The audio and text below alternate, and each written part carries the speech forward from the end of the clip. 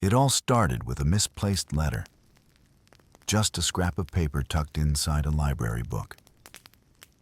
But the symbols sketched in the margins didn't match anything I'd ever seen. Then I noticed them again, carved into the oak tree at the town square and stamped discreetly on the mayor's cufflinks. No one else seemed to question it. Tonight, let's unravel the quiet conspiracy hiding in plain sight. If you've ever wondered what secrets might lurk beneath your own town's surface, keep the lights low.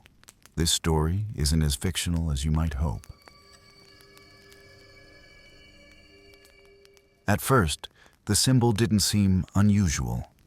Just a triangle with an eye inside, like something you might see on a dollar bill.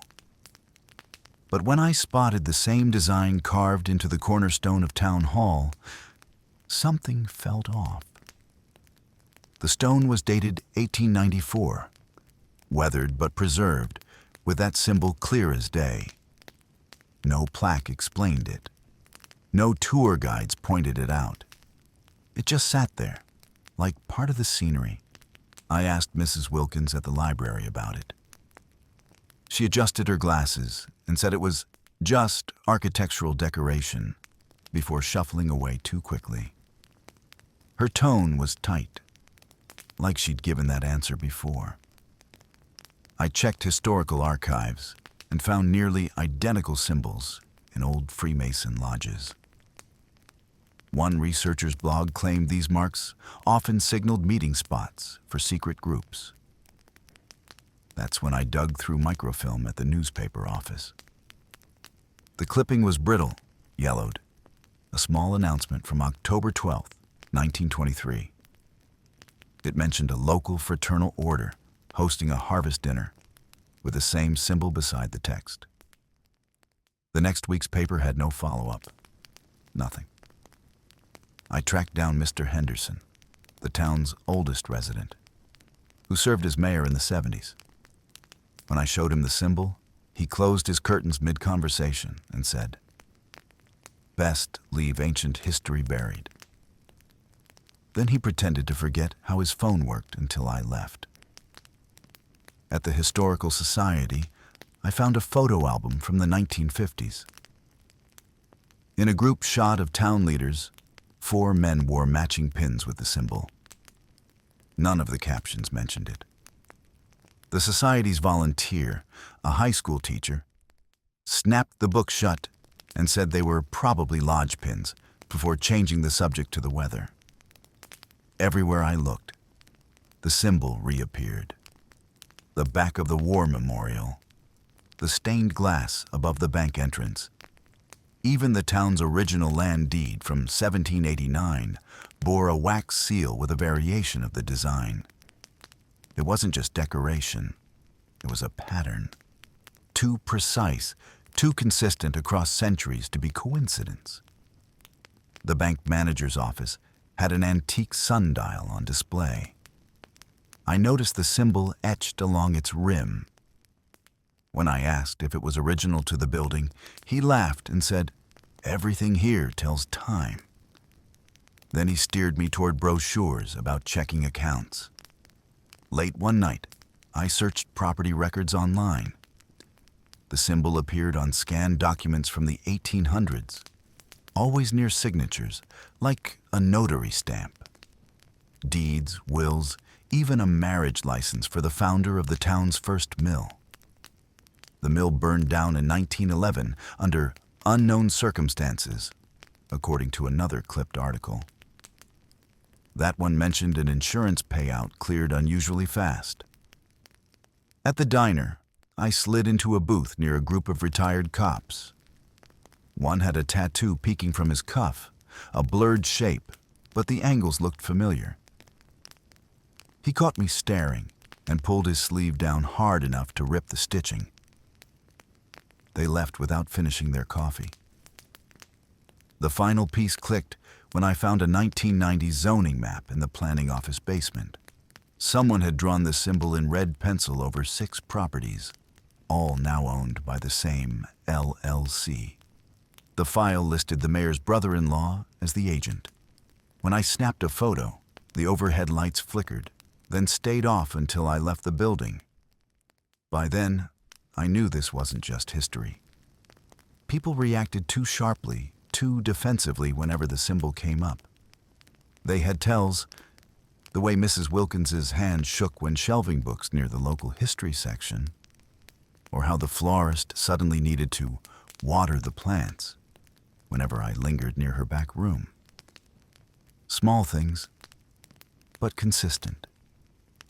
One evening, I walked past the old lumber yard. The fence was new, topped with barbed wire. But through the slats, I saw the symbol spray-painted on the side of a rusted storage shed. Beside it, fresh cement had been poured in a perfect square, too small for a foundation, too deliberate for a repair. As I turned to leave, a motion-activated floodlight kicked on, illuminating my shadow across the empty lot. In my car, I noticed the smell of cigarettes clinging to my jacket, though I don't smoke. The ashtray was full. Someone had stubbed out half a dozen butts while I was gone. None of the locks showed scratches, but my glove compartment wasn't quite latched. Whoever did it wanted me to know they'd been there. That's when I bought the lockpick set and decided to visit the library after hours. There had to be more they weren't telling me. The symbol was the key. I just needed to learn what it unlocked. The library basement smelled like damp paper and old wood. Most people never went down there, just researchers and the occasional high school student avoiding study hall. The locked glass case stood against the far wall, the kind museums use for fragile documents. Inside lay a leather-bound ledger with faded gilt lettering. Town Records, 1812 to 1847. The spine cracked when the librarian opened it for me, after 3 days of asking. The pages listed names in neat cursive, each with a date and what looked like dollar amounts. But the numbers didn't make sense. $13.50 next to a banker's name in 1823, when that could buy a horse. Some entries had symbols instead of amounts. A crescent moon, an upside-down triangle. The librarian said it tracked donations for the first church. But halfway through, the entries changed. No more dollar signs, just initials and single words. J.P. admitted with a date. T.H. elevated 2 years later. One name jumped out, Elias Winthrop, the town's first bank founder.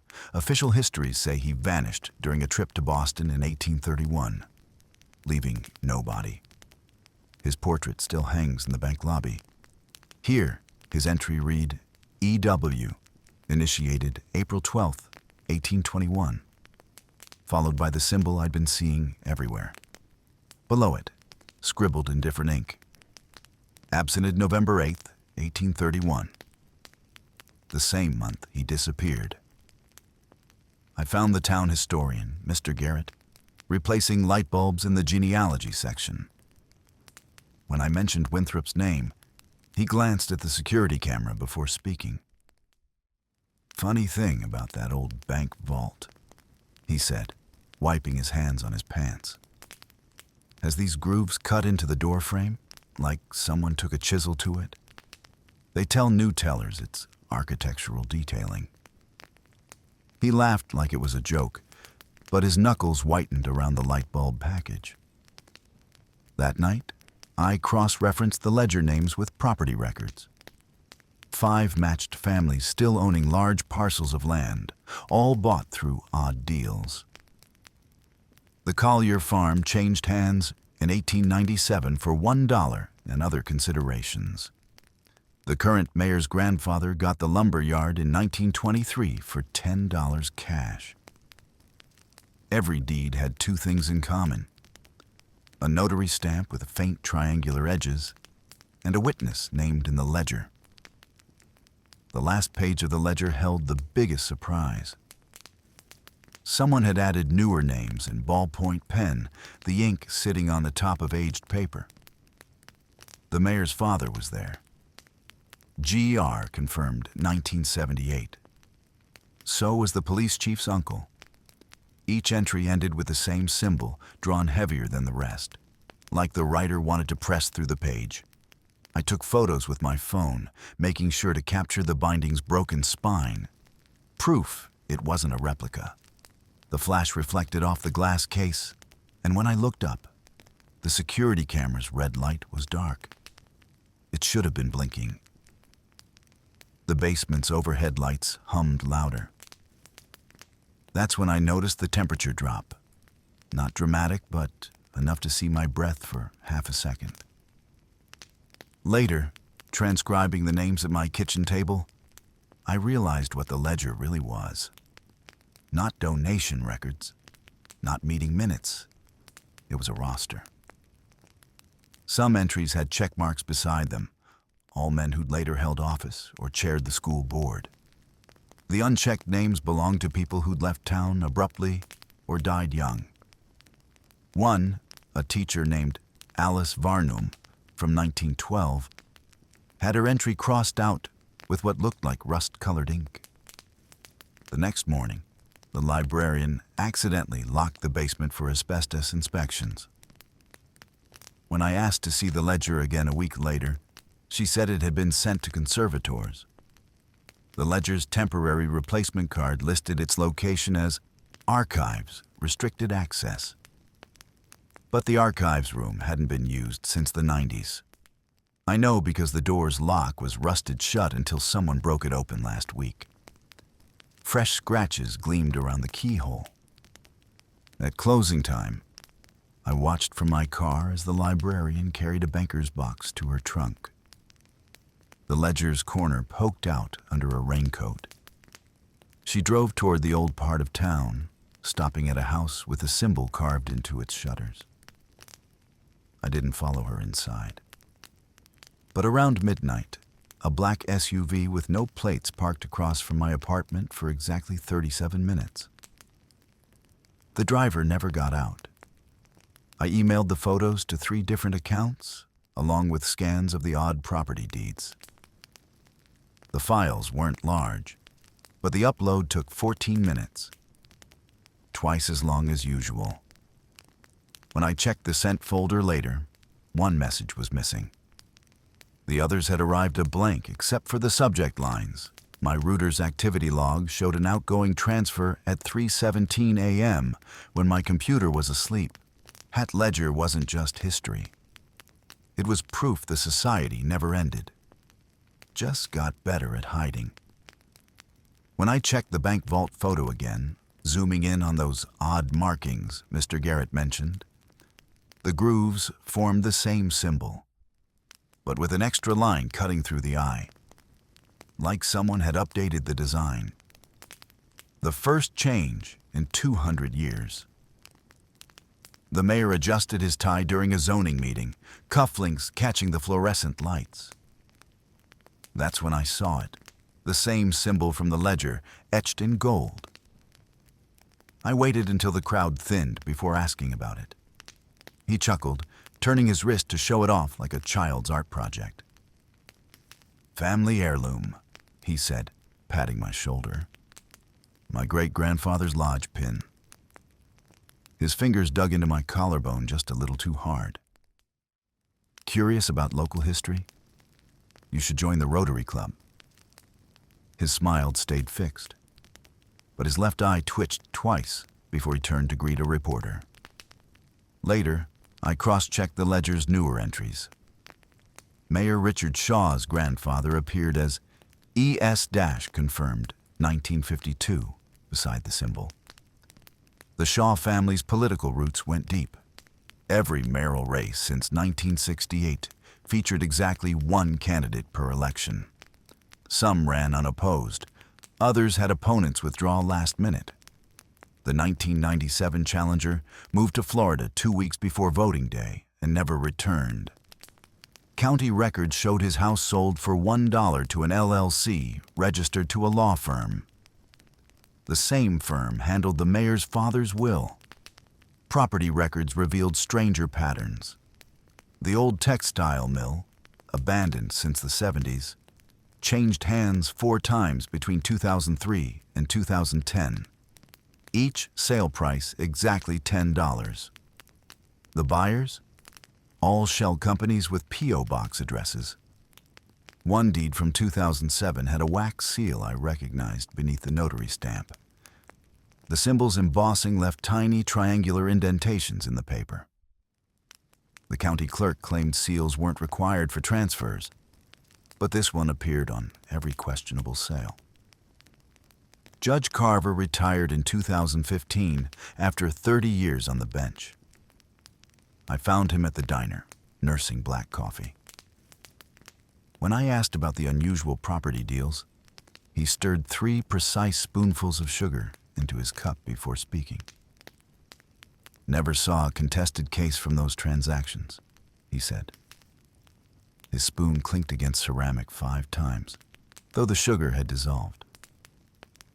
Everything moved through with remarkable efficiency. He stiffened when a patrol car parked outside, watching through the window until it left. His coffee went untouched after that. I started noticing the symbol elsewhere. The high school principal wore it as a tie clip during parent-teacher conferences. The fire chief had it tattooed on his forearm beneath his uniform sleeve. Even Mrs. Ellsworth, who ran the flower shop for 40 years, kept a brooch with the design pinned to her apron. None tried to hide it. They just never mentioned it unless asked. And when they did, the answers sounded rehearsed. Fraternal order, lodge membership, antique store find.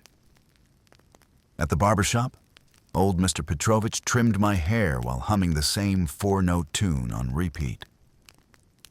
Through the mirror, I watched his scissors snip in sync with the rhythm. When I asked about the mayor's family, he nicked my ear. Just a scratch, but enough to draw blood. He apologized with a bright red styptic pencil, dabbing the cut 3 times. "Sharp blade today," he muttered, wiping the scissors on a towel. The cloth bore faint rust stains in repeating triangle shapes. Under the hum of clippers, I overheard him tell the next customer. Asked about the Shaws, that one. The town archives held a photo of Mayor Shaw's grandfather shaking hands with a state senator in 1959. Both men wore nearly identical cufflinks. The senator later chaired a committee that approved $2 million in highway funds. The off-ramp conveniently diverted traffic past Shaw-owned land, quadrupling its value. When I checked the committee roster, 4 of 7 members had last names matching ledger entries from the 1940s. One descendant now sat on the zoning board. Bank statements told another story. The Historical Society received annual donations from the same anonymous trust since 1982. Always $322 deposited on the 3rd Thursday of March. The amount never adjusted for inflation. The Society's director drove a new Cadillac every 2 years, despite earning $38,000 annually. When I mentioned the deposits during an interview, she coughed violently into a handkerchief. The embroidered corner flashed the symbol before she stuffed it back in her pocket. By then, the pattern was obvious. The symbol marked affiliation, but also hierarchy. Who had real influence versus who just followed orders. The mayor wore gold. The police chief had silver. Teachers and shopkeepers carried cheaper versions. The few dissenters I found all had stories about sudden transfers, unexpected inheritances from distant relatives, or children landing suspiciously good scholarships. Their homes lacked the symbol entirely. No knickknacks, no jewelry, not even a doodle in the margin of a grocery list. The final confirmation came from a 1976 yearbook I found in a thrift store discard pile. The senior class photo showed 18 students. In the back row, 5 boys wore the symbol as lapel pins. All 5 later held town offices.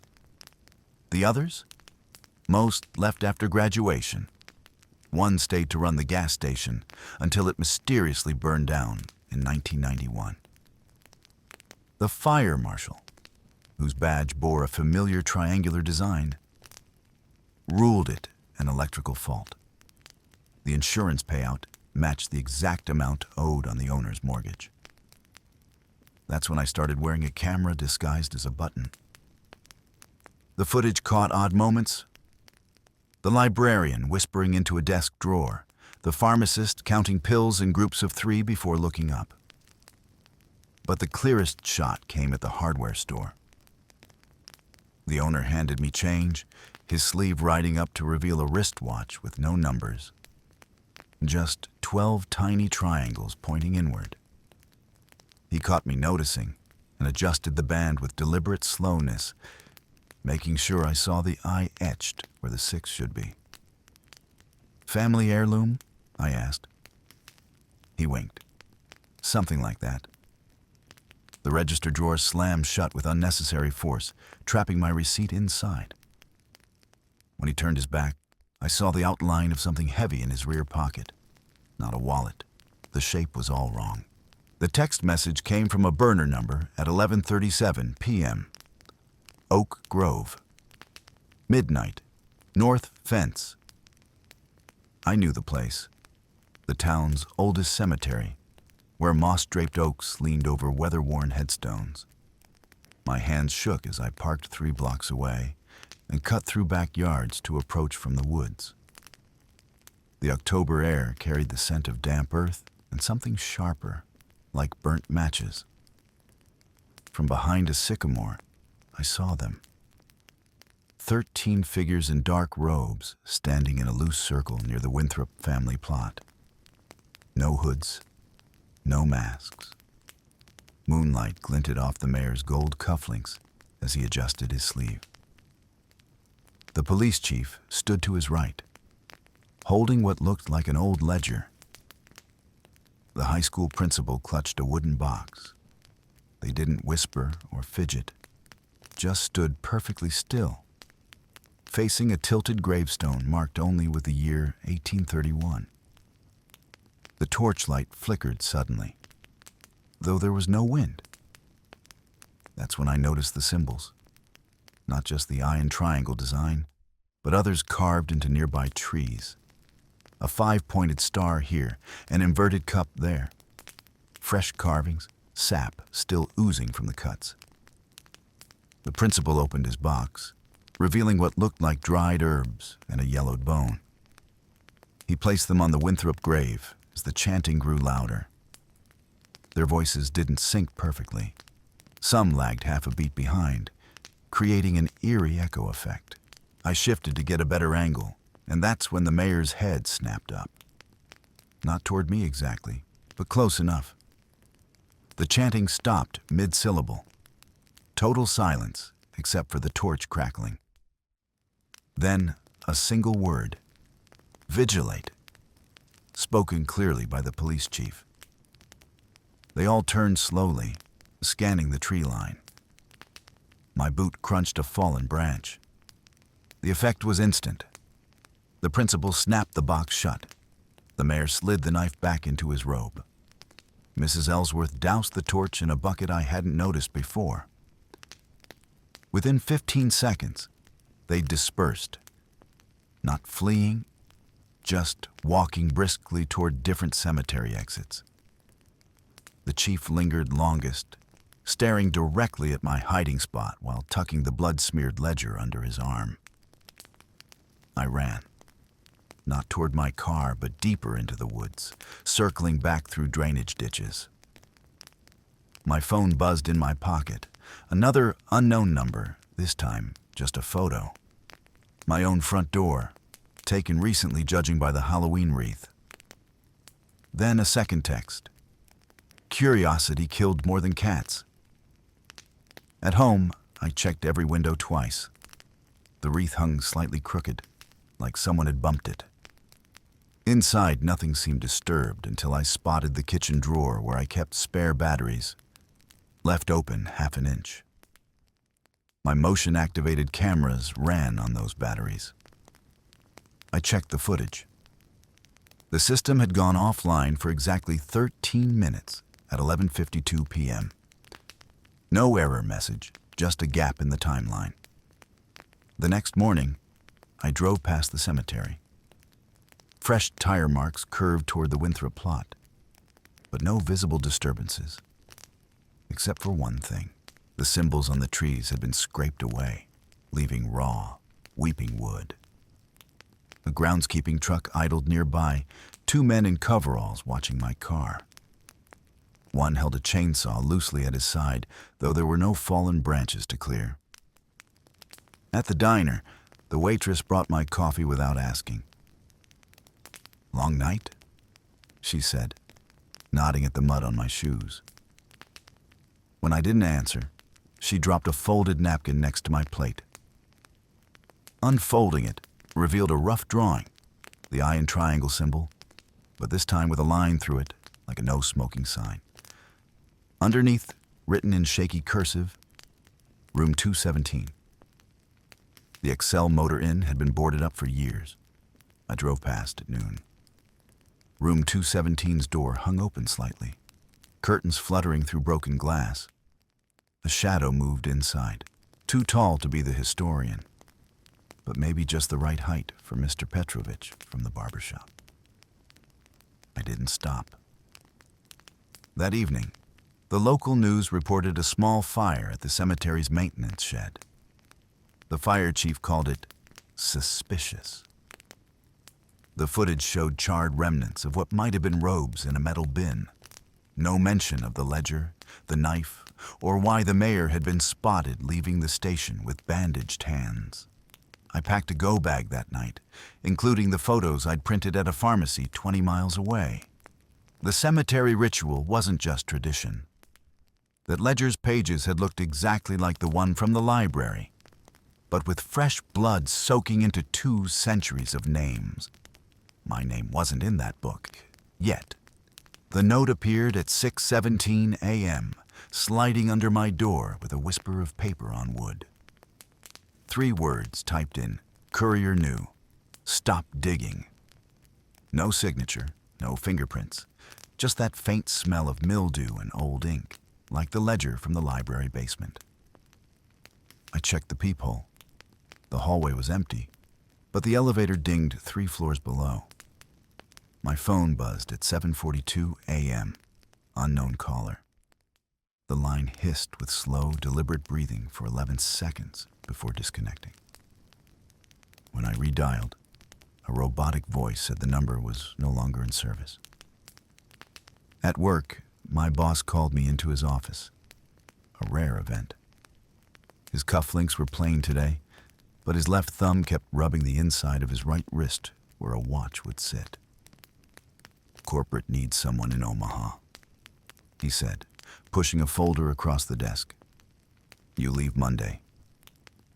The project involved reviewing archived sales data from 1998. My department hadn't handled pre-2000 records in 5 years. The town paper rejected my story about the cemetery symbols. Editor Jenkins tapped his pencil on the rejection slip. 3 taps, pause, 2 taps, pause, 3 taps. "No verifiable sources," he said, though I'd provided photos. His computer screen showed an open email with the subject line, "Thursday's Agenda." The preview pane displayed the symbol as an attachment icon. Mrs. Ruiz from apartment 4B stopped me in the laundry room. "Your car," she said, folding a towel with military precision. 2 men in coveralls were checking the tires last night. She didn't meet my eyes. Not the usual maintenance crew. My vehicle looked untouched, but the glove compartment's combination lock was set to 322 instead of my usual 710. Nothing was missing, not even the spare cash I kept behind the registration. That afternoon, the library announced sudden renovations. The historical archives would be inaccessible indefinitely. Through the window, I saw Mrs. Wilkins' boxing files, while a man in a security uniform watched. His belt held no keys or radio, just a leather case shaped like a slender cylinder, the kind that holds a knife. The message was clear. They knew I'd seen the ritual. They knew about the ledger photos. What unsettled me more was how ordinary the intimidation felt. No theatrics, just bureaucratic pressure and quiet invasions of space. Professional enough to maintain plausible deniability, personal enough to carry threat. I bought 4 trail cameras from a hunting store 2 counties over, paying cash. They went up that night. One facing my parking spot, another trained on the apartment door, a third capturing the fire escape. The fourth I hid in the oak tree near the town square, angled to catch anyone examining the carved symbol. The cameras used encrypted SD cards and had no Wi-Fi capability. For 3 days, nothing unusual appeared in the footage. Just neighbors walking dogs, mail carriers making rounds. Then on Wednesday, at 3:08 a.m., the parking lot camera caught movement. A figure in a dark jacket, not the police chief, but someone similarly broad-shouldered, approached my car. He didn't touch it, just placed both palms on the driver's side window for exactly 30 seconds before walking away. The timestamp glitched during those seconds, jumping from 3:08:12 to 3:08:42 without transition. The oak tree camera showed Mrs. Ellsworth pausing beneath the branches on Thursday morning. She touched the carved symbol, then placed a small object in the hollow above it. When I checked later, the hollow held a dried sprig of rosemary and a scrap of parchment with 7 names written in iron gall ink. The same corrosive ink used in the ledger. 3 names matched current town council members. The 4th was mine. Friday's footage revealed the pattern. The fire escape camera caught the pharmacist from Main Street Drugs entering my building at 1:17 a.m. He carried no packages, made no deliveries. Just stood outside my door for 4 minutes, head cocked like he was listening, before descending silently. His right hand clutched something small and metallic that caught the infrared glow. The most disturbing clip came from the parking lot camera on Saturday night. The footage showed my own silhouette approaching the car at 11:53 p.m. Except I'd been asleep then, confirmed by my bedroom's motion-activated audio recorder. The figure moved with my gait, even scratched at the back of their neck the way I do when stressed. But when I turned toward the camera, the face was blurred like wet paint smeared across glass. The timestamp froze at 11:53 a.m. for the remainder of the clip. I copied all footage to 3 encrypted drives, stashing them in separate locations. The original SD cards stayed in the cameras. Let them think I hadn't noticed. On Sunday, the Omaha project got postponed indefinitely. My boss didn't look up from his computer when he told me. His screensaver was active, a slideshow of vacation photos. In every image, taken across different years and locations, someone in the background wore the symbol. His wife's sunglasses reflected it from a cafe menu. His daughter's bracelet dangled it near Disneyland's castle. The warning hadn't worked. If anything, their tactics confirmed the society's reach and its fear of exposure. That night, I adjusted the oak tree camera to zoom on the hollow. Whatever they placed there next might reveal their next move, or mine. At 2:37 a.m., my phone buzzed again. Another unknown number. This time, the message contained a single screenshot. The encrypted folder where I'd stored the camera footage, open on my laptop. The last modified timestamp was 13 minutes ago. My laptop sat closed on the desk across the room. The power light was off. The footage started quietly, just shadows moving across my living room at 2:14 p.m. on a Tuesday. The timestamp glitched for 3 seconds, then clarified to show Police Chief Dunham letting himself in with a key I didn't know he had. He moved methodically, no hesitation, like he'd rehearsed the path from door to couch. His uniform belt creaked on the audio track as he knelt. That's when I saw him slip the device beneath the cushions. Not wiretapping equipment from movies, just a generic black rectangle smaller than a thumb drive. The red LED wasn't visible until I lifted the couch and saw it blinking in rhythm with my heartbeat. Clip 2 came from the camera I'd hidden in the old oak. Mrs. Wilkins stood in her backyard at dusk, feeding sheets of paper into a steel drum. The flames flared green twice. Once when she added a ledger page, again when a photograph curled into ash. The smoke smelled like burnt licorice through the audio pickup. She stirred the ashes with a poker until they turned unnaturally white. Then she poured a liquid from a mason jar that made the fire hiss and spit blue sparks for exactly 13 seconds before going dark. The diner footage was clearest. Mayor Shaw slid into a booth across from a man in a charcoal suit, no local I recognized. They spoke quietly over untouched coffees. The stranger's cufflinks matched the mayor's, but his lapel pin had an extra flourish, a stylized crescent crossing through the triangle's eye. When they exchanged envelopes, the mayor's contained cash. I saw the edges of 20s, while the stranger passed over what looked like a single ivory-colored card. The man glanced at the security camera twice, though it was hidden behind a fake smoke detector.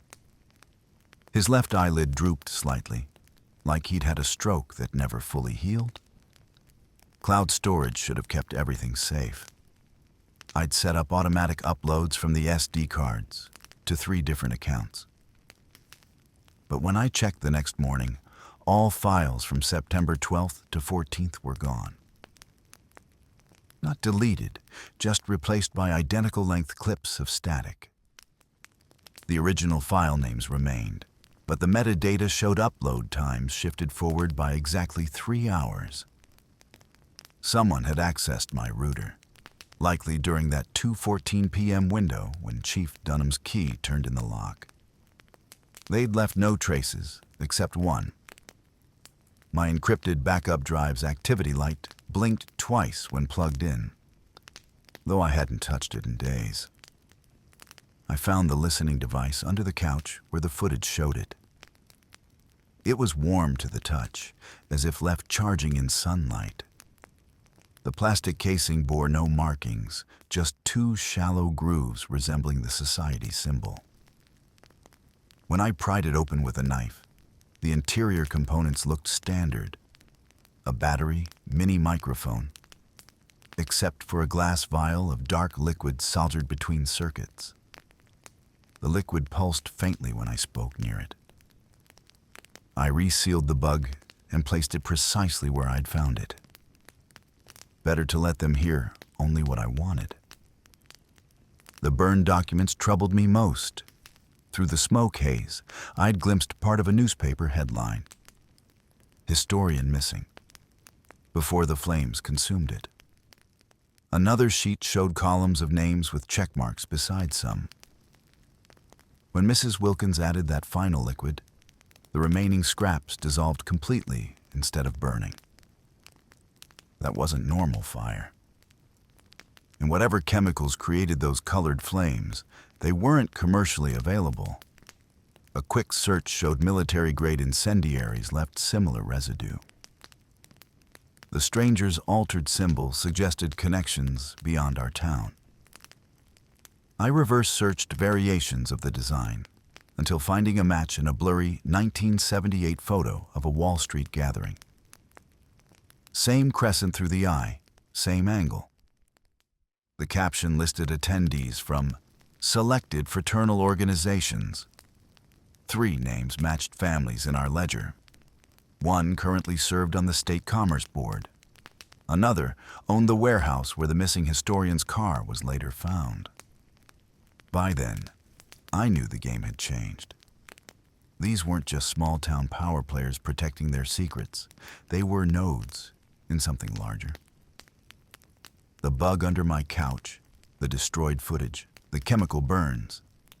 These were institutional precautions, not the work of amateurs.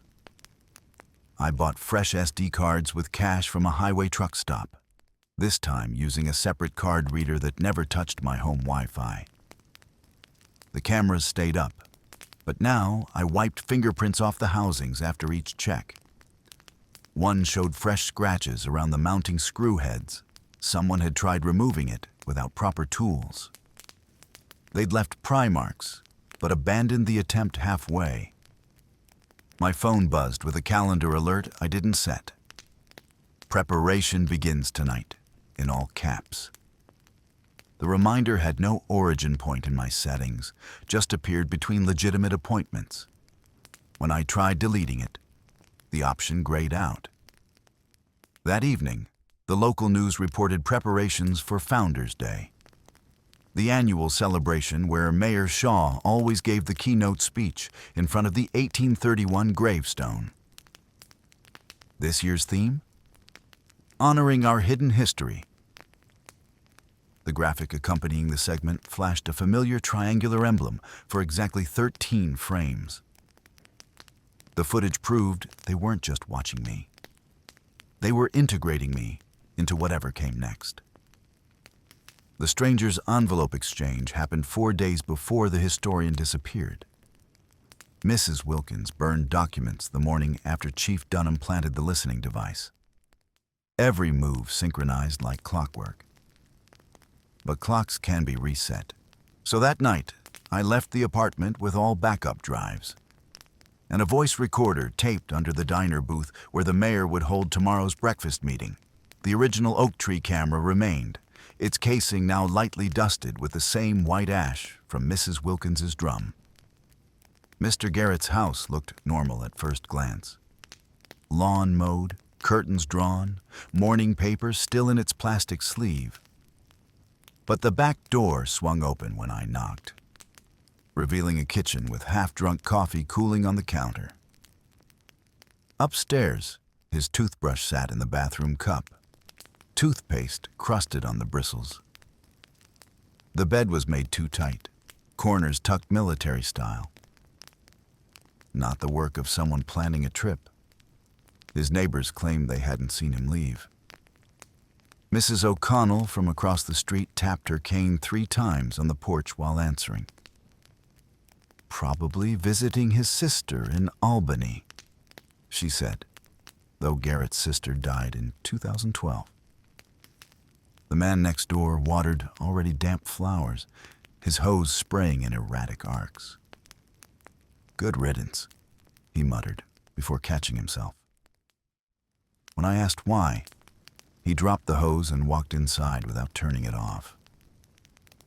The library cleared out Garrett's donated history books overnight. Mrs. Wilkins claimed it was routine shelf maintenance, but the empty space smelled of lemon cleaner, unlike the rest of the dusty stacks. A student worker told me they'd boxed up 37 volumes at closing time while the chief librarian watched. She kept checking her watch, he said, like we were on a schedule. One title stuck in his memory: Secret Societies of Colonial America. The spine had a red sticker Garrett never used in his catalog system. I found Garrett's name in the older ledger, page 23, third from the bottom. Someone had drawn a line through it in thick black ink, but the entry remained legible. RG- consulted 2004. No checkmark like the other names. The newer ledger lacked his name entirely, though it included people who joined years after him. The ink on his crossed-out entry tested with a forensic pen. It reacted. Fresh. Less than 6 months old. Elliot at the gas station remembered the black sedan. Parked by Garrett's mailbox Tuesday night, he said, wiping the counter in slow circles. Engine running the whole time. 2 men sat inside, windows up despite the heat. Elliot's security camera should have caught the plate, but the footage from that night corrupted. The timestamp froze at 11:07 p.m. for 7 hours straight. Police Chief Dunham called it a voluntary trip when I filed a missing persons report. "Man's entitled to disappear if he wants," he said, flipping through a notepad without reading it. His pen tapped the same symbol embossed on the cover. The department never checked Garrett's credit cards or phone records. They didn't even enter his home, though the unlocked door should have warranted a welfare check. The case file closed in under 48 hours. Garrett's desk held the first real clue. The middle drawer jammed when I pulled it. Someone had forced it shut, bending the rails. Inside, beneath tax documents, a folded note in Garrett's precise handwriting. "They know you're asking about the vault." The paper smelled faintly of sulfur, like struck matches. Underneath lay a safety deposit key from First National, the bank with the marked vault door. The key's number had been filed off, but the teeth matched their high security series. The bank manager refused access without an account number. "Privacy laws," he said, adjusting a tie pin shaped like a tiny tree. Through his office window, I watched a janitor buff the vault door's brass fittings. The grooves around the frame matched the symbol's angles exactly. When I mentioned Garrett's name, the manager's computer screensaver activated, a slideshow of local landmarks. Every photo included someone wearing or holding the symbol. Garrett's car turned up a week later at the abandoned drive-in theater. The interior reeked of ammonia, seats soaked with it. Forensics found no fingerprints, not even Garrett's own. The trunk contained 3 history books from his personal collection, their pages glued together with something gelatinous that evaporated before the lab could test it. The titles focused on 18th century land disputes. His passport stayed in the nightstand drawer, expiration date 5 years away. The last stamp showed a trip to Montreal in 2019, nowhere near Albany. A sticky note on the cover read *322* in faded pencil. Garrett's calendar had a red circle around last Tuesday, the day he vanished. No event listed, just the letters *SS* in the corner. The bank vault became my only lead. The janitor's cleaning cart always blocked the camera's view of the door from 1:30 to 1:45 p.m. daily. The manager took lunch then. The security guard that shift was new, a temp from another branch who didn't know the rules. He'd let me through if I came at the right time with the right story. Garrett's research notes mentioned the vault's construction in 1891. The original blueprints showed an extra chamber, not in the final build. The contractor's name matched a ledger entry from 1893. J.W. Silenced. The newspaper that year reported his drowning during a fishing trip, though witnesses said he hated boats. I waited until Thursday. The janitor's cart rolled into place at 1:31 p.m. like clockwork. The temp guard barely glanced at my fake library ID when I said Mrs. Wilkins sent me to retrieve historical documents. His key ring held 7 keys, but he used only one, the newest looking, with no marks. The vault door opened with a hiss, revealing safety deposit boxes stacked to the ceiling. Then I saw it. Behind the boxes, barely visible, a seam in the back wall formed a perfect triangle. At its center, a discolored patch of steel shaped like an eye. The floor sloped slightly downward there, as if weight had pressed it unevenly over decades. The guard's radio crackled as I stepped closer. "You got 5 minutes," he said, suddenly not looking at me. His name tag read T. Winthrop. The ledger listed 3 Winthrops, all crossed out. The seam wasn't a construction flaw. Up close, I could see hinges, and above them, at head height, 3 small holes drilled in a straight line. The middle one still held a shred of something fibrous, maybe cloth. The vault's hum changed pitch when I touched the wall, like something mechanical activating in response. Then the guard's hand closed on my shoulder. "Time's up," he said. But his eyes were on the seam, not me. His grip tightened just enough to leave bruises later. The door clicked shut behind us with a sound like a lock engaging from the inside. The bank manager smiled like he had practiced it in a mirror.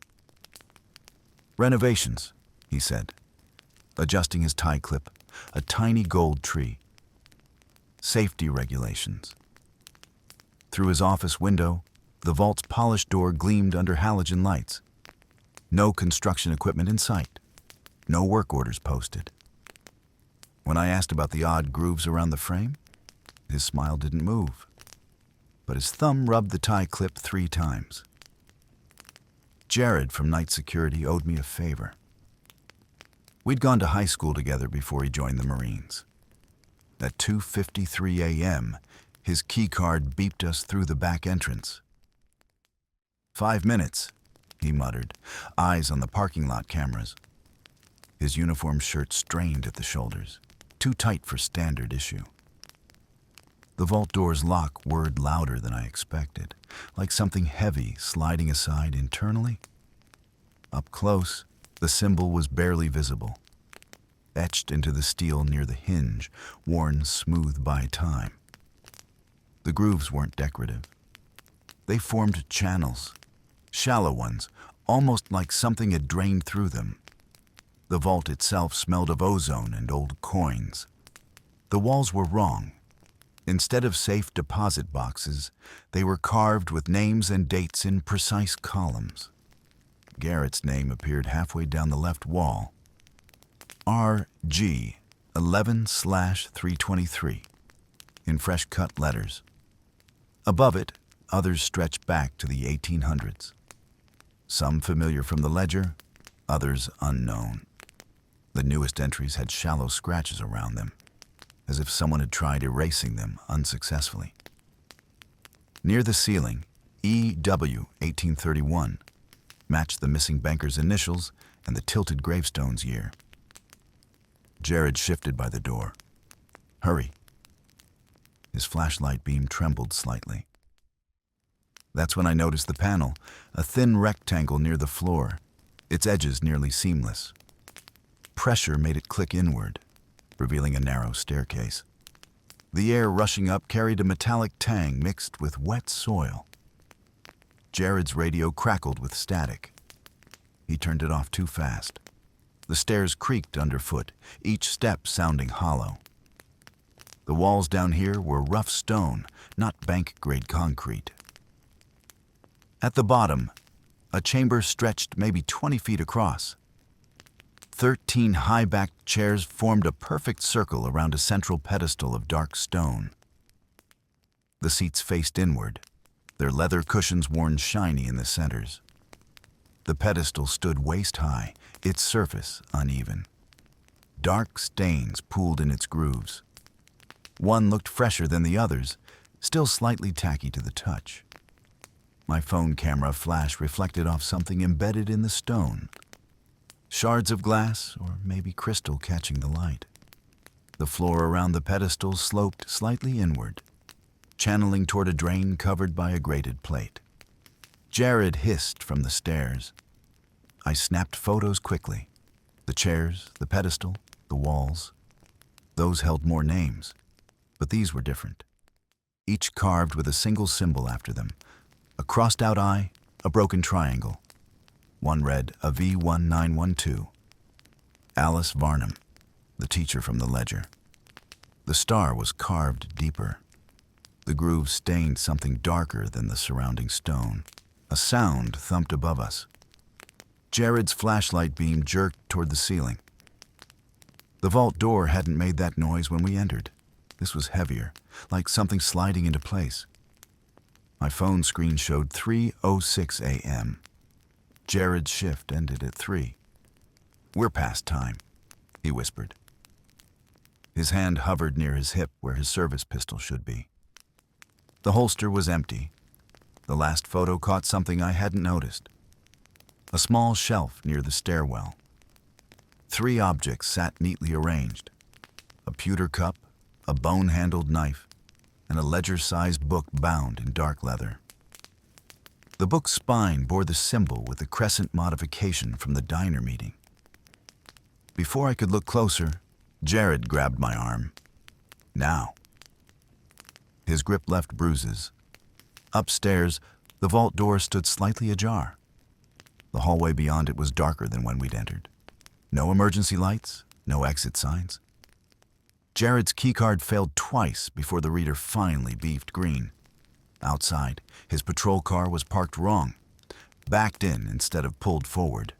The engine was running. I uploaded the photos to a cloud drive from the parking lot. The first 3 went through. The 4th failed twice before sending. By the 5th, my signal dropped completely. Jared watched from his car, making no move to leave. His window rolled down halfway. "Don't come back here," he said. Not a threat. A warning. His dashboard clock read 3:17 a.m., but my phone said 3:22. The gas station across town had free Wi-Fi. All 15 photos uploaded this time, though one, the clearest shot of the pedestal, came through pixelated in patches. The distortion formed shapes, triangles mostly, some with eyes. Jared texted at dawn. Lost my job. No details. His Facebook profile was gone by lunchtime. The bank's website listed new hours, closed for system updates. A bulldozer appeared in their parking lot that afternoon, though no permits were filed. When I drove past that night, the vault door lay on its side near the dumpster. Its etched symbol had been gouged out with what looked like a chisel. The grooves around the edges were clean. No rust, no residue. The pedestal stains tested as iron oxide when I enhanced the photos. Common enough. But the pattern matched arterial spray more than accidental drips. The chairs were antique Davenport models, popular in the 1890s. Oddly, the cushions showed wear only on the left side, like every user had been right-handed. The most unnerving detail came from the shelf photo. Zooming in revealed the book's pages were uneven, some sections thicker than others. At the very edge of the frame, something peeked from between 2 pages. Too blurred to be certain, but it looked like the corner of a Polaroid. Jared's replacement at the bank was an older man with a limp. His key ring held 7 keys, all nearly identical except one. That one had teeth shaped like a triangle. The new shift schedule showed him working every night this week, except Thursday. Founder's Day. The cloud drive's activity log showed 1 download of the photos from an IP address registered to City Hall. Timestamp 3:17 a.m. The exact minute Jared's car clock froze. Garrett's last research note mentioned the bank's original architect. His plans showed the vault, but no basement. The builder's journal, preserved at the state archives, described additional excavations, ordered after inspections. The final entry read simply, "They will drown in daylight." He was found floating in the river the next morning. I printed the clearest pedestal photo at a kiosk. The machine jammed 3 times. When the prints finally emerged, the stains formed shapes the original hadn't. Letters, maybe. Or numbers. 323. The same digits from Garrett's sticky note. +1. The call came at 7:43 a.m. Mayor Shaw didn't say hello. Just my office. 10 minutes.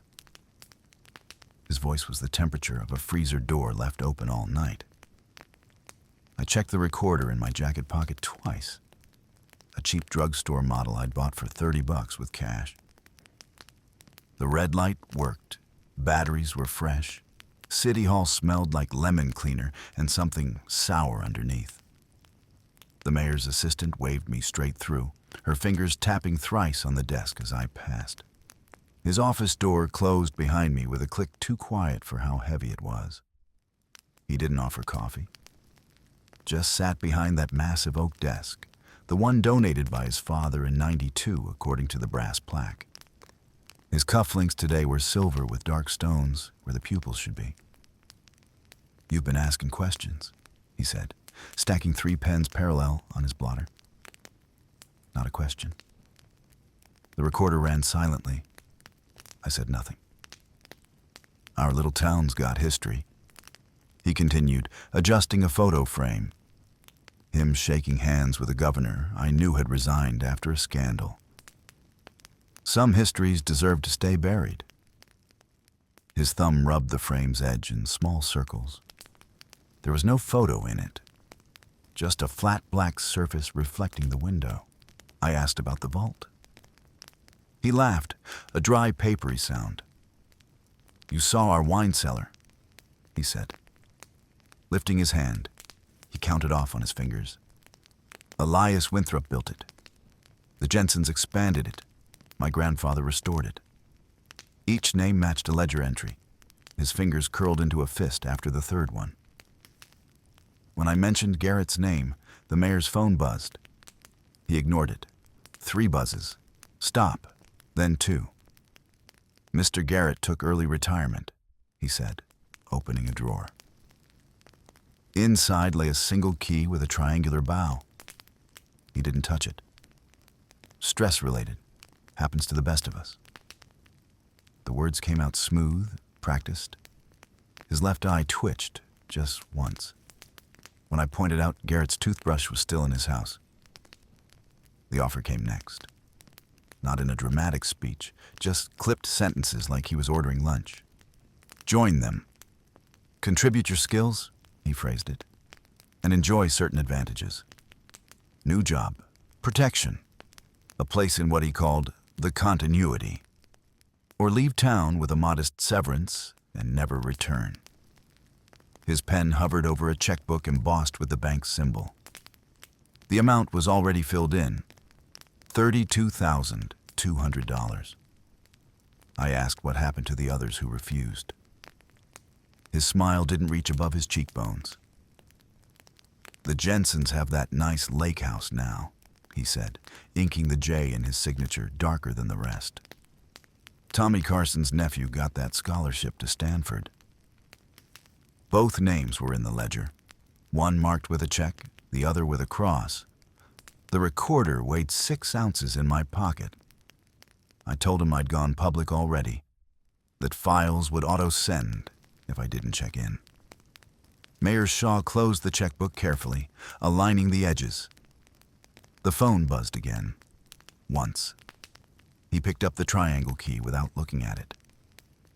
"People disappear every day," he said, rolling it between his fingers.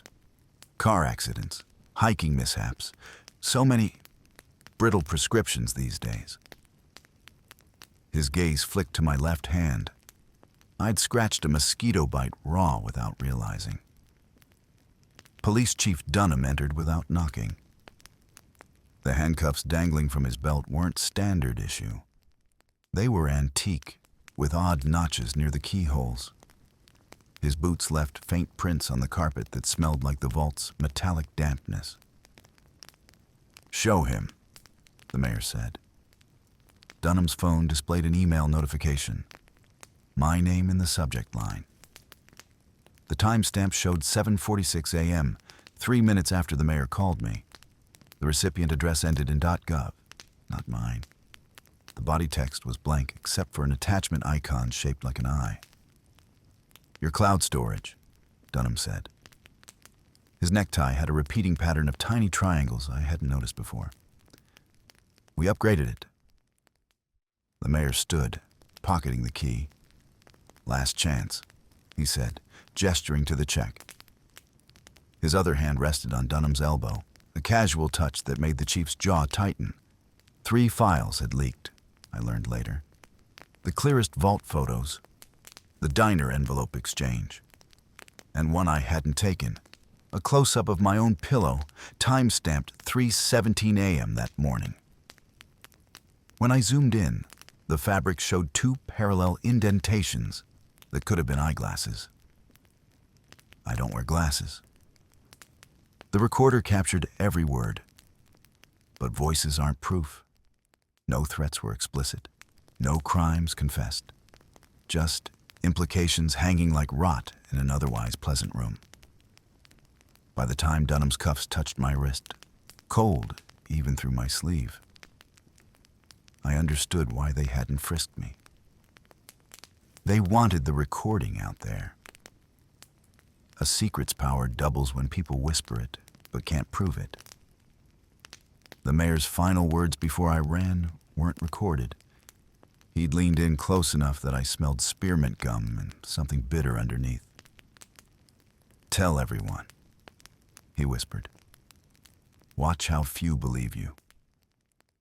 City Hall's back exit was alarmingly easy to reach. Dunham's pursuit felt half-hearted, his boots echoing just slowly enough to let me hit the stairs first. The recorder stayed in my pocket, still running when I jammed myself into a delivery truck's cargo hold 2 blocks away. It captured exactly 13 minutes of rattling metal before the battery died. The last clear sound was my own breathing, too fast, too shallow, and beneath it, a faint rhythmic clicking, like someone testing a lock. The recorder was still running in my pocket when I hit the alley behind City Hall. My sneakers splashed through stagnant puddles from last night's rain, but Chief Dunham's boots sounded too close behind me. He could have cut me off at the fire escape. I saw him glance at it. But he stayed a half step behind, herding me toward the old textile district. I knew these streets better than he did. The gap between the pawn shop and laundromat was just wide enough to squeeze through if you turned sideways.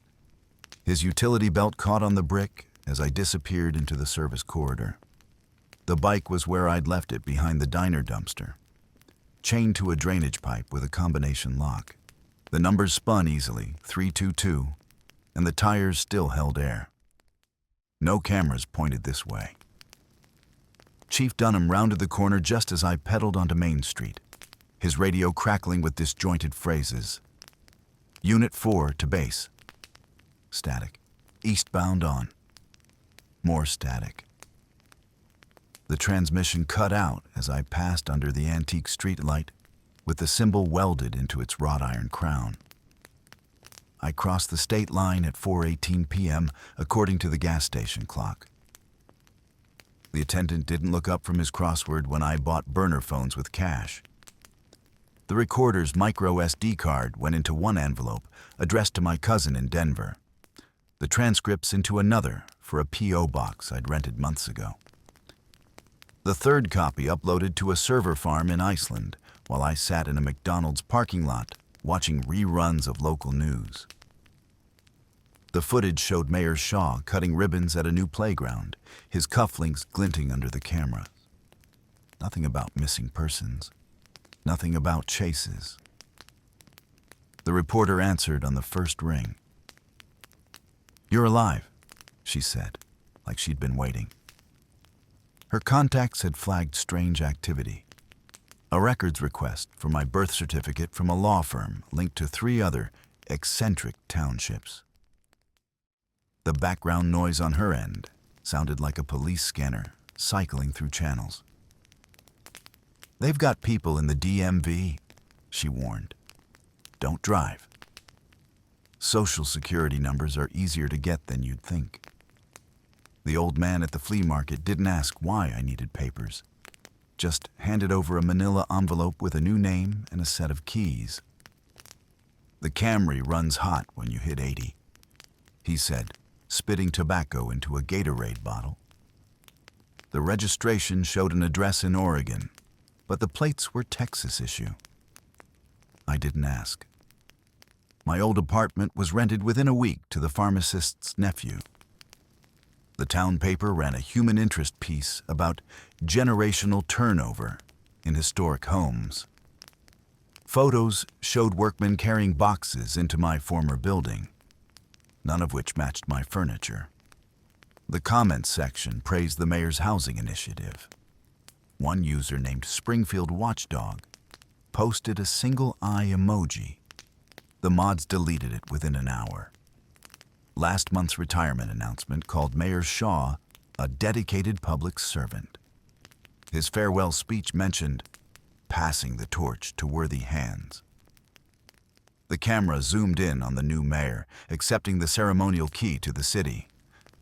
His sleeve slipped just enough to reveal the cufflinks, same symbol, but the stones were black instead of gold.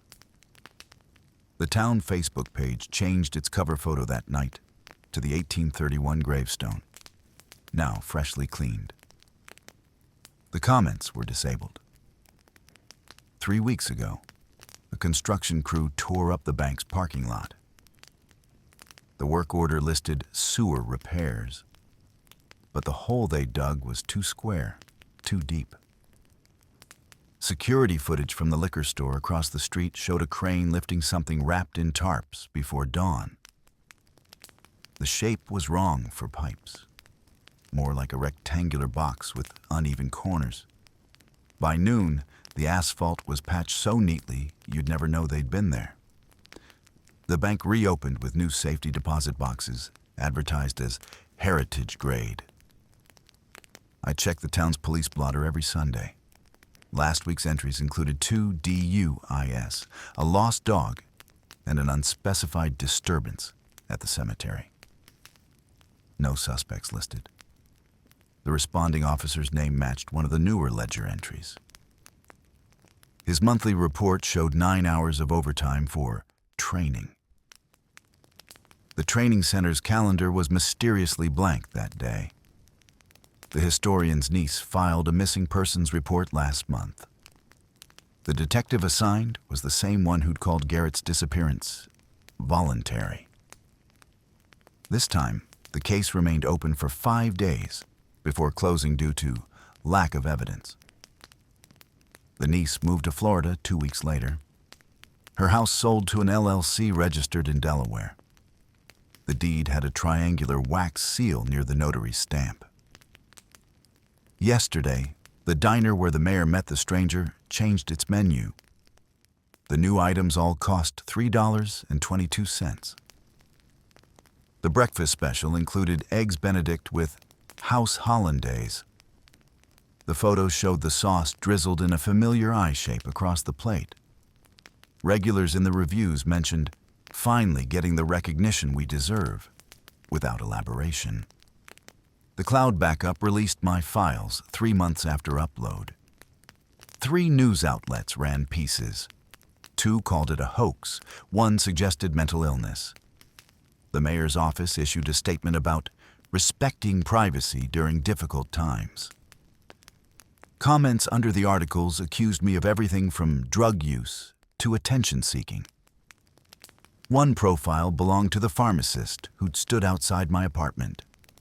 His only other activity was liking a post from the bank about modernizing security. My new neighbor wears a tie clip shaped like a tree. He nods when we pass in the hall but never speaks. Yesterday, his girlfriend left a casserole at my door with a note.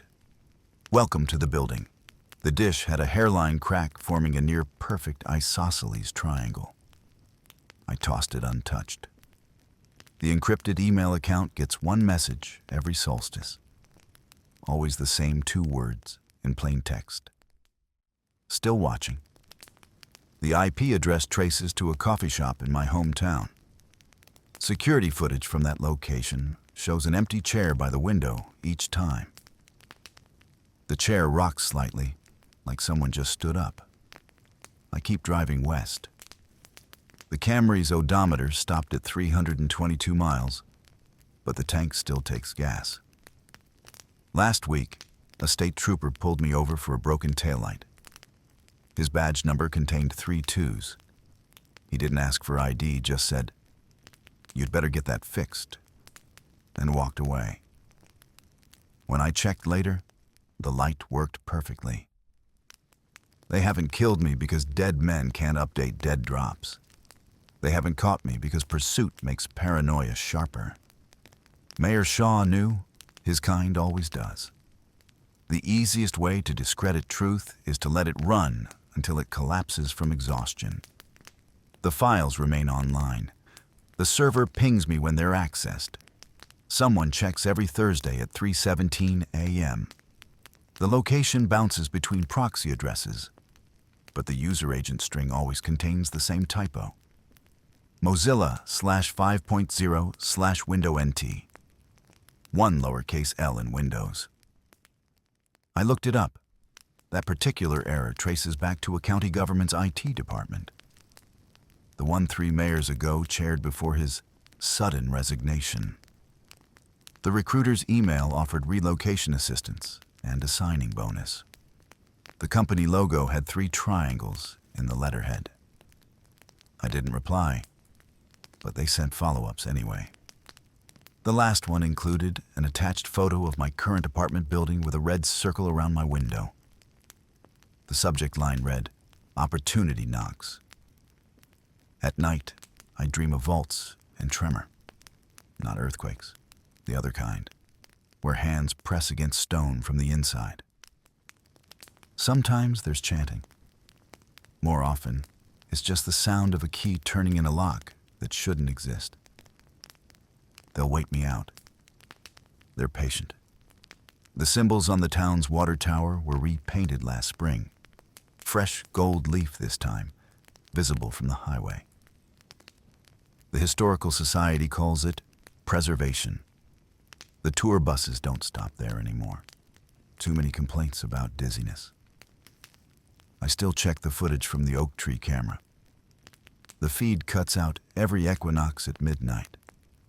For exactly 13 minutes, it shows static. Then comes the whispering, too garbled. The symbol in my town looked familiar because it was, mostly. A retired professor from Brown University confirmed it was a distorted version of the Eye of Providence. You've seen this before on the back of the dollar bill or in old church paintings. But ours had an extra twist. Literally, a curved line cutting through the triangle like a sword through an hourglass. According to the professor, this marked it as belonging to a breakaway faction that split from the Freemasons in the 1780s after being rejected for what he called extreme interpretations of their rituals. Their philosophy boiled down to 3 principles. First, only worthy individuals should hold power. Second, worthiness couldn't be trusted to public elections. Third, maintaining control required layers of secrecy so thick, even members didn't know the whole picture. The professor showed me letters from 1792, where a Massachusetts governor complained about overzealous brethren forming shadow governments in smaller towns. Apparently, this wasn't unique. Just unusually well preserved where I lived. Records showed at least 12 similar groups operating along the East Coast in the early 1800s.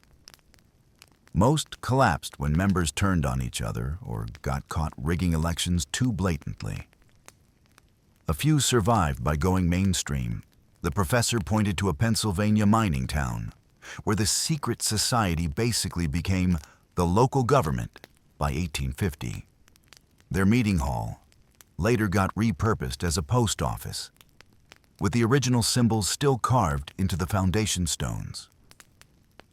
The recruitment pattern explained why certain names kept appearing in the ledger. The society preferred descendants of original members because they already knew the rules. One 1903 journal entry from a disgruntled member, later found drowned, complained about recruiting outsiders. They asked too many questions and lacked the proper respect for tradition. By the 1950s, initiation rituals included tracing family trees back to the founding members as proof of loyalty. Buildings told the real story. The professor had me email photos of every symbol I'd found. The ones on the oldest structures, the bank, the courthouse, the original church, were straightforward eyes of Providence. The newer additions, like the high school built in 1967 or the shopping plaza from 1988, all had that extra curved line. "It's branding," he said. "Like Coca-Cola tweaking its logo to show they're modern, but still authentic." What shook me was realizing how open they'd been. The society's seal appeared on the town's official documents until 1942. The police department's first badge design, in 1899, featured a tiny version inside the star. Even the water tower, built in 1971, had the symbol welded into its support beams, where only construction crews would see it. They weren't hiding their influence, just counting on people not to recognize what they were looking at. The professor pulled up a satellite image of the town square. "See how the pathways form rays?" he asked. The layout matched an 18th century Masonic garden design, meant to symbolize the all-seeing concept. 4 main walkways branched from the central oak tree at precise angles, with smaller paths completing the triangle shape. Modern landscaping had obscured it, but the original blueprints showed the intent clearly. Town records credited the design to a Public Works Committee, whose members all appeared in the ledger from 1889 to 1901. Materials mattered too. The bank vault's grooves weren't just decorative. Similar designs appeared in Masonic lodges as energy channels, though theories varied on whether this was symbolic or meant to conduct actual vibrations. The professor warned me not to get caught in mystical explanations. Historically, these features often served practical purposes like ventilation for torches or drainage for ritual cleansings. Then, there was the number 322. My heart rate spiked when the professor mentioned it casually while discussing initiation rituals. He said many fraternal orders use numerical codes, with 322 specifically tied to the Skull and Bone Society at Yale. Some believed it referenced the death of Alexander the Great in 322 BC, symbolizing the transfer of power. In my town's case, it appeared every 7 years in financial records. Always a $322 deposit to the Historical Society on March the 22nd. The most chilling discovery was how they updated their methods. Early members left meticulous journals about controlling grain prices and sabotaging rival businesses. By the 1950s, the notes shifted to zoning laws and school board appointments. Recent decades showed a focus on digital infrastructure. One 1998 memo discussed purchasing the town's first internet service provider through shell companies. The professor pointed out that every power shift mirrored larger societal changes. "They're not clinging to the past," he said. "They're making sure the past clings to them." Certain details suddenly made sense. Why the mayor's grandfather had pushed for underground power lines in the 1960s, less visible than poles. Why the library got funding for a digital archive while the Historical Society's budget was cut.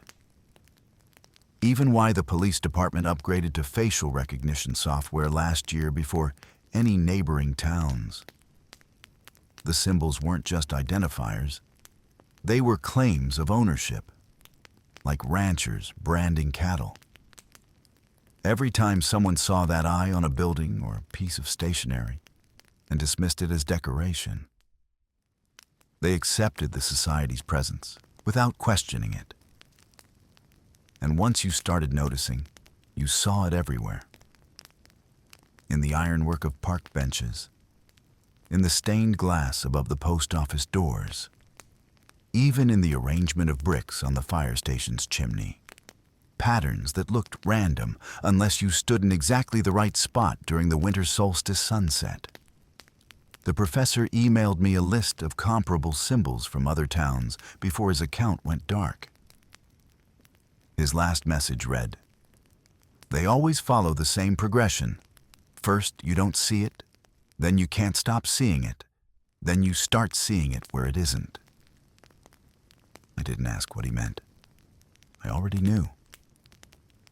3 days later, I spotted what looked like the symbol on my motel bathroom tiles. The grout lines formed rough triangles when the steam condensed just right. I checked out an hour later, paying cash under a name that wasn't mine. The clerk's keychain had a tiny silver eye dangling beside his car keys. He didn't look up when I left. Compiling the list took months. The ledger gave me the foundation: mayor, police chief, presiding judge, high school principal. But they were just the visible ones. The flower shop owner, who always wore rosewater perfume, turned out to be fourth generation. Her grandmother's name appeared in the 1940 roster with a notation about horticultural services. Turns out floral arrangements make excellent hiding places for document drops. The editor of the weekly paper wasn't subtle about his allegiance. His masthead photo showed him with a fountain pen that had the symbol engraved near the nib. Circulation records showed he printed 50 extra copies every solstice, routed to a P.O. box registered to the Historical Society. When I asked why, he claimed they were archives. But the microfilm room only kept 6 copies per issue. Current membership seemed split between bloodlines and strategic recruits. Families like the Shaws and Winthrops appeared in every generation's ledger. The newer editions, marked with shaky question marks in Garrett's notes, were professionals brought in for specific skills. Take Dr. Voss, the retired orthopedic surgeon. His name first appeared in 2017 next to medical consult. That same year, 3 opponents of the hospital expansion dropped out of public life with undisclosed illnesses. The town's richest developer, Carson, inherited his position from his uncle. Property records showed all his LLCs shared an accountant, Judge Whitaker's daughter. Every Carson development project included triangular architectural elements, exactly 3.22 feet apart. Their newest condo complex had drainage grates forming the society symbol when viewed from Google Earth. Then there were the transplants. Tech CEO Robert Irwin retired here in 2020 despite no local connections. Tax filings showed he spent more on home security than most people do on mortgages. His property had no fewer than 17 cameras, all feeding to a server registered under the police department's auxiliary budget. His LinkedIn listed expertise in data forensics.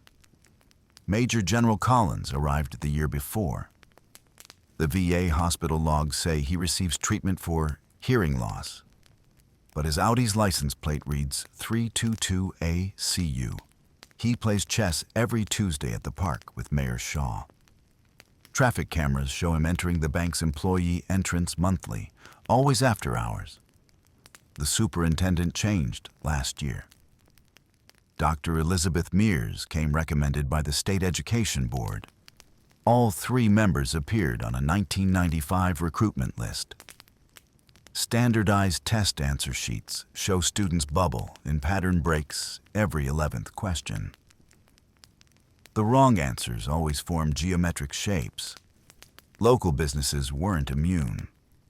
The diner owner got initiated after inheriting the place from his father. Inspection records mysteriously cleared right after his first meeting. The pharmacist is newer. 2018, according to prescription logs, where his signature gained the telltale triangular flourish mid-July. Not everyone cooperates willingly. Garrett's notes contained 7 names with asterisks, members who resisted directives. 2 moved away abruptly. 3 took sudden sabbaticals.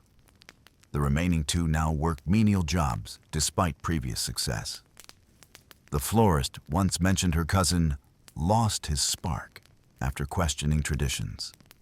He now bags groceries at the Piggly Wiggly. Membership implies benefits. Officer Danvers got promoted to sergeant 6 weeks after his initiation. His police cruiser's GPS logs show regular stops at the Winthrop estate. Principal Carter's nephew received a full ride scholarship to an Ivy League school despite mediocre grades. The approval letter came from alumnus number 322 in the class of '89. Technology plays a bigger role now.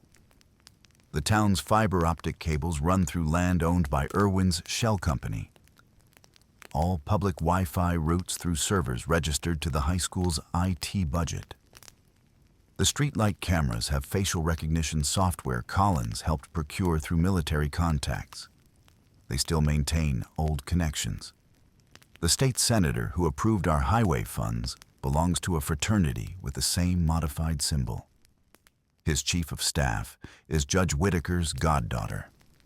Last year's infrastructure bill included $3.22 million for historical preservation of buildings mostly owned by Carson.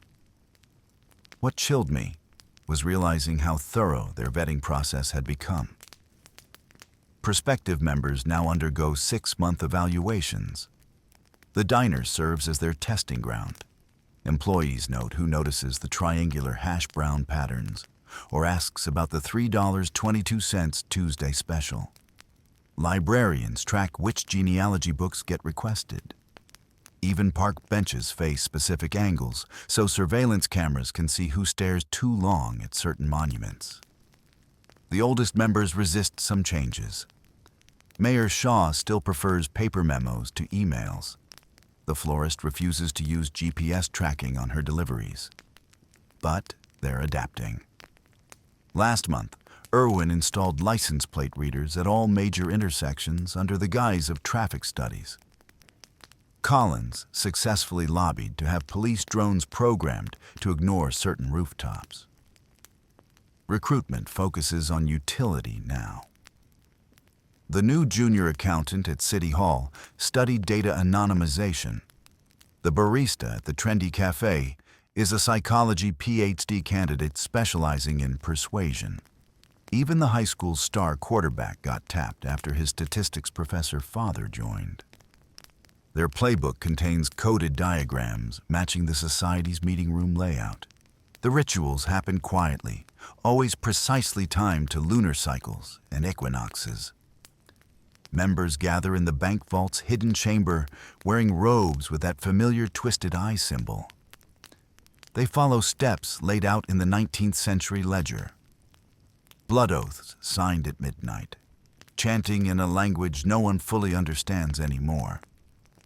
New recruits undergo initiation by placing their hand on the dark stone pedestal while the mayor recites words from Elias Winthrop's journal. The police chief maintains order while the florist arranges ceremonial herbs in specific geometric patterns. Technology mixes with tradition now. Security cameras automatically turn away during rituals, drones avoid the area, and phones within a mile radius receive temporary signal blocks.